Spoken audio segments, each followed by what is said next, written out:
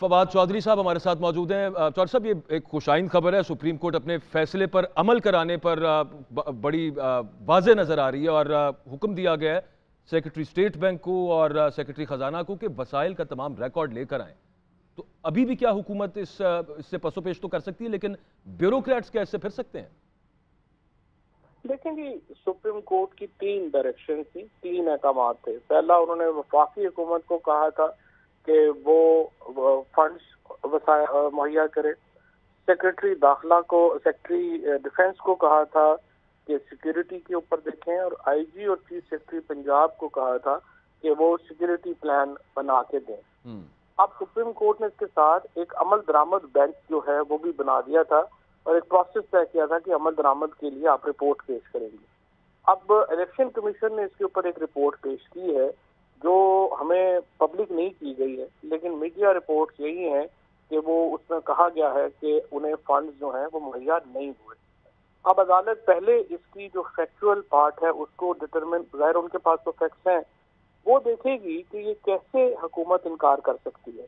क्योंकि देखिए, अगर सुप्रीम कोर्ट के अहकाम पर अमल दरामद नहीं होना तो फिर दैट मीन्स कि पाकिस्तान में आइन नहीं रहा, और जो इदारे पाकिस्तान के आइन के करने के जिम्मेदार है सुप्रीम कोर्ट, फिर उनको हुक्म भी दे सकती है कि आइन के ऊपर अमल दरामद किया जाए, और आर्टिकल 190 के तहत वो इदारे बाइंड होंगे पाकिस्तान के आइन पर अमल दरामद करवाने। अब सेक्रेटरीज को तो बुलाया है, लेकिन जो चीफ एग्जीक्यूटिव है मुल्क के, उनको भी बुलाया जा सकता है आपके ख्याल में क्या हो अदालत की तरफ से? पहले जरा फैक्ट्स उनको क्लियर हो जाएंगे तो उसके बाद वो ये फैसला कर सकते हैं कि वो प्राइम मिनिस्टर को और कैबिनेट को ये जो है वो बुलाएं और उनके ऊपर तौहीन अदालत की कार्रवाई का फैसला वो करेंगे जब एक दो फैक्ट्स जो है वो क्लियर हो जाएंगे। दूसरी बात ये है कि देखिए, ये जो हुकूमत है ये क्यों इस हद तक जारी है कि इन्हें आइन की भी परवाह नहीं है, ये सुप्रीम कोर्ट की जजमेंट को भी कोई अहमियत और हैसियत देने का तैयार नहीं है।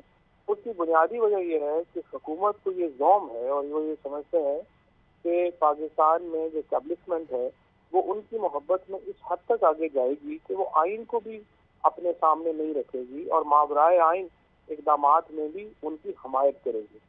ये एक अहम मेरा ख्याल है कि बात है कि जो इदारे जो पाकिस्तान के आइन के तहफ़्फ़ुज़ का हलफ उठाते हैं उनकी जिम्मेदारी है कि वो पाकिस्तान के आइन को प्रिजर्व और प्रोटेक्ट करने के लिए इस बात को यकीनी बनाएं और हुकूमत पे वाज़े करें, सियासी जमातों पे वाज़े करें कि आइन का तहफ़्फ़ुज़ हर हाल में किया जाएगा जो कि उनके हल्फ में दिया गया।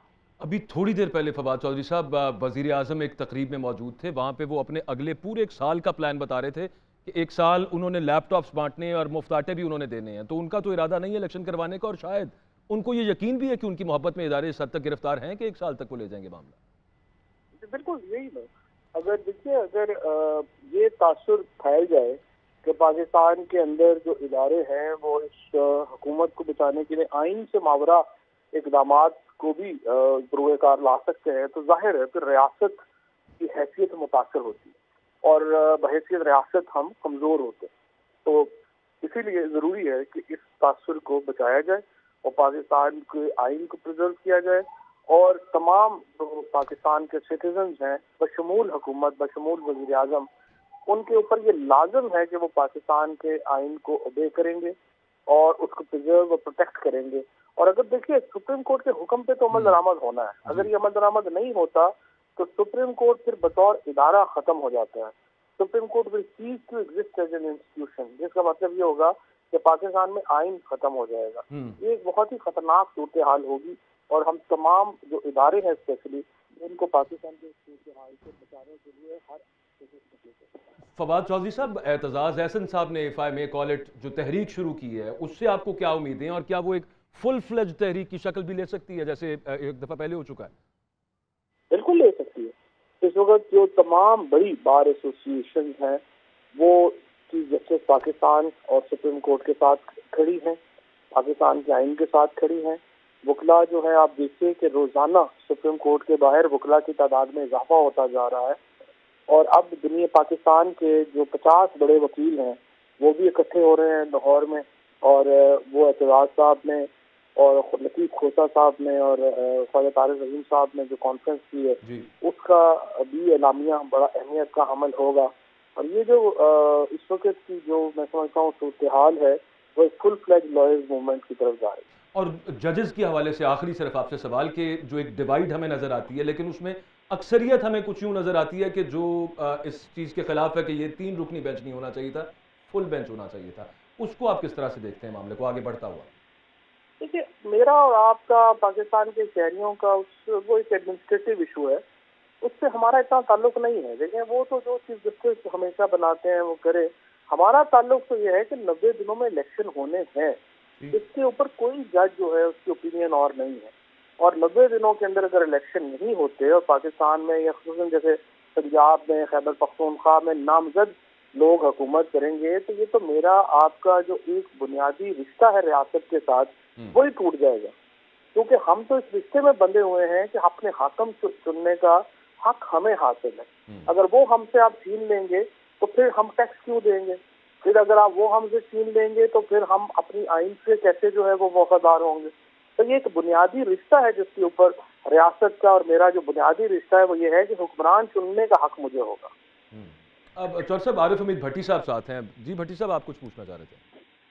دیکھیں چوئی صاحب آج کا دن میرا خیال ہے اسی کا انتظار تھا کہ آئین کی بحالی کے لیے جس طرح وکلا برادری نکلی اور جس طرح موجودہ حکومت آئین کی وائلیشن کرتے ہوئے توہین عدالت تک آ گئی. کل ہی ایک پرائم منسٹر کو آزاد کر کے بھیجا گیا. کیا آپ سمجھتے ہیں اس میں اگر شہباز شریف صاحب اور وزیر داخلہ اعلامیہ کہہ چکے ہم آئین کو نہیں مانتے الیکشن نہیں کرائیں گے، سپریم کورٹ کے محترم جج صاحب چیف جسٹس صاحب پرائم منسٹر کو بھی طلب کر سکتے ہیں اور وزیر داخلہ بھی کر سکتے ہیں اور انہیں کیا سزا ہو سکتی ہے اور کیا متوقع فیصلہ ہو سکتا ہے؟ بٹی صاحب آپ یہ دیکھیے نا ان کو یہ کہنے کی جرت یا اعتماد کدھر سے آتا ہے؟ اگر تو دیکھیں نا اگر ان کو یہ اعتماد ہے کہ جو ادارے ہیں وہ ہمارے ساتھ اتنے نتی ہیں کہ ہم ماورائے آئین بھی کام کریں گے اور ادارہ ہمارے ساتھ کھڑا رہے گا، تو پھر تو یہ بڑی ہی میں سمجھتا ہوں کہ ایسی صورتحال ہے جس کے اوپر ہمیں بڑا افسوس ہونا چاہیے. اور مجھے لیکن پوری امید ہے کہ جن اداروں نے جن لوگوں نے یہ حلف اٹھایا ہوا ہے کہ وہ کانسٹیٹیوشن کو پرزرو اینڈ پروٹیکٹ کریں گے وہ اس کے مطابق ایکٹ کریں گے. اور تمام پاکستان میں جو لوگ بھی پوزیشنز کے اوپر ہیں وہ یہ حلف لے کے آتے ہیں کہ ہم protect and preserve the constitution of Pakistan. اور جو اس کے اوپر جو ہو سکتا ہے وہ آپ کو بھی پتا ہے ہمیں بھی پتا ہے. جب آئین کو آپ رول لیں گے تو آرٹیکل 6 لگ سکتا ہے وزیر داخلہ کے اوپر. اور وزیر داخلہ جو ہیں یا یہ جو بھی لوگ حکومت میں ہیں حکومت کو سزا نہیں رہتی، سزا حکومت کو اللہ تعالیٰ کی ہے. اور جب یہ حکومت سے نکلیں گے تو اس کے کانسیکوینسز ہوں گے. چور صاحب اگر گزارش یہ ہے کہ مسلم لیگ نون کی ہسٹری ہے جس طرح آج کل چیف جسٹس صاحب پر دباؤ ڈالا جا رہا ہے، اس کی فیملی پر ڈالا جا رہا ہے، ججوں میں تقسیم کا تاثر دیا جا رہا ہے. آپ کیا سمجھتے ہیں کہ اس طرح چیف جسٹس کو پاکستان اس کا جلد فیصلہ ہونا چاہیے کہ اس میں کوئی تاخیری حربے بھی اپنائے جائیں گے حکومت کی طرف سے؟ دیکھیں تاخیری حربے تو اب تک ہو رہے ہیں اور ابھی تک سپریم کورٹ نے کافی لینینٹ اور نرمی دکھائی ہے حکومت کی طرف. لیکن اس سے زیادہ اگر نرمی دکھائی گی تو پھر تو سپریم کورٹ کے احکامات کا مطلب یہ ہے کہ اس کو ہوا میں اڑا دیا گیا اور سپریم کورٹ کچھ نہیں کر سکی. اور جب سپریم کورٹ کے احکامات پر عمل درآمد نہیں ہوتا تو پھر اس کا مطلب یہ ہے کہ بطور ادارہ وہ ختم ہو گیا. اب یہ دیکھیے یہ چوائس نہیں ہے سپریم کورٹ کے پاس، یا تو وہ اپنے احکامات پہ عمل کرائیں گے یا سپریم کورٹ پھر بطور ادارہ ختم ہو جائے گی. تیسری چوائس سپریم کورٹ کے پاس ہے نہیں.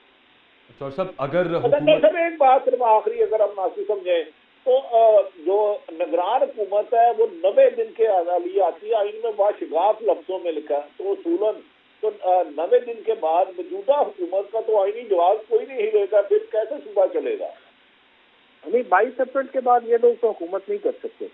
اور ابھی ہم یہ پٹیشن بھی عدالت میں دیکھے جانے لگے ہیں کہ ریفرنس بھیجے الیکشن کمیشن سپریم کورٹ کو جس طرح سے الیکشن کی مدت جو ہے وہ انلارج سپریم کورٹ کے بغیر نہیں ہو سکتی، کیونکہ آرٹیکل 187 ہے پاکستان کے آئین میں جو کہتا ہے کمپلیٹ جسٹس کے لیے سپریم کورٹ کے پاس حتمی اختیار ہوں گے. تو وہ جب تک آرٹیکل 187 کے تحت اس کی مدت کو انلارج نہیں کیا جاتا یہ حکومت کام نہیں کر سکتی. اور اسی لیے ہم اب جا رہے ہیں یہ ریپرزنٹیشن لے کے جا رہے ہیں الیکشن کمیشن کو کہ آپ ریفرنس بھیجیں سپریم کورٹ کو. ادروائز 22 اپریل کے بعد یہ دونوں حکومتوں کے جو بھی اقدامات ہوں گے، پنجاب کی حکومت کے اسپیشلی کیونکہ 22 تاریخ کو یہ ختم ہو رہی ہے، وہ 28 کو ختم ہو رہی ہے، تو اس کے بعد ان کے احکامات کو نہیں مانا جاتا۔ اچھا فواد چودھری صاحب، حکومت اگر ابھی بھی فرض کر لیتے ہیں کہ مان جاتی کہ ہم قومی اسمبلی تحلیل کرتے ہیں، چلیں مل کر تمام جنرل الیکشنز ایک ہی ڈیٹ پہ کراتے ہیں، تو کیا آپ اوپن ہوں گے اس آپشن پہ؟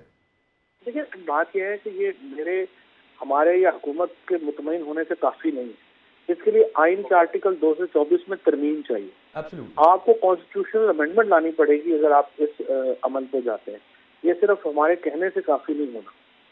میں اسی وجہ سے پوچھ رہا تھا کیونکہ یہ بات بھی چل رہی تھی کہ یہ آپشن آگے پھر اگر اڈاپٹ کرنی پڑتی ہے، دوبارہ اسمبلیز میں جاتے ہیں آپ اور وہاں پر ایک 2/3 میجورٹی کمپلیٹ کی جاتی ہے، اس پر اوپن ہے کیا تحریک انصاف اگر وہ یہ کہیں کہ چلیں ٹھیک ہے ایک وقت پہ الیکشن کرا لیں؟ دیکھیں یہ تو پھر ایک کنسنسس ایمرج ہونے کی بات ہے نا، اگر کنسنسس ایمرج ہوتا ہے تو پھر دیکھیں گے۔ ابھی تو دیکھیں نا آئین بڑا واضح ہے، آپ نے الیکشن کروانے ہیں، 14 مئی سے آگے نہیں جا سکتے۔ ایبسلیوٹلی۔ اور آخری چیز صرف یہ بتا دیجیے گا، کوئی رابطوں کے حوالے سے کوئی بات آگے بڑھی ہو، وہاں سے کوئی آپ کی طرف آیا ہو پیغام کہ چلیں بیٹھ کر کچھ بات کرتے ہیں؟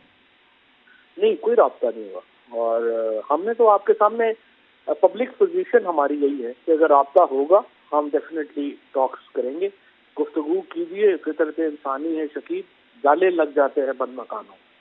بہت شکریہ فواد چودھری صاحب ہمارے ساتھ موجود تھے۔